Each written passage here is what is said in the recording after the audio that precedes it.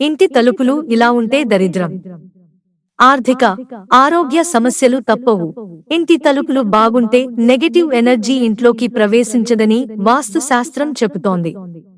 దీంతో ఇంట్లో ఆనందం పెరుగుతుంది.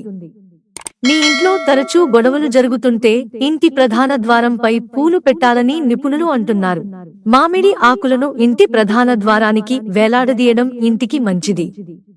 ఇక ఇంటి ప్రధాన ద్వారం వద్ద దేవుని ఫోటోని ఉంచడం ఉత్తమం.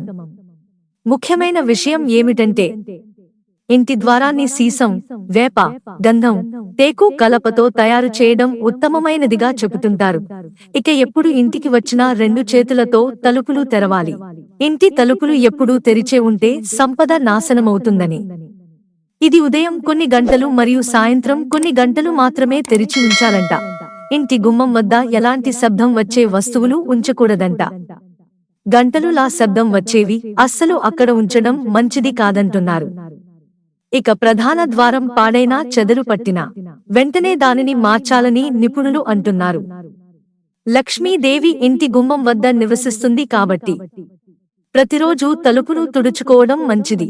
ఇంటి గుమ్మం ముందు చెప్పులు ఉంచడం, చెప్పులను దిరగబడి ఉంచడం, చీపురు ఉంచడం మంచిది కాదని వాస్తు నిపుణులు అంటున్నారు. మిత్రులారా, ఛానల్ సబ్స్క్రైబ్ చేసుకోవడం మర్చిపోకండి. ధన్యవాదాలు.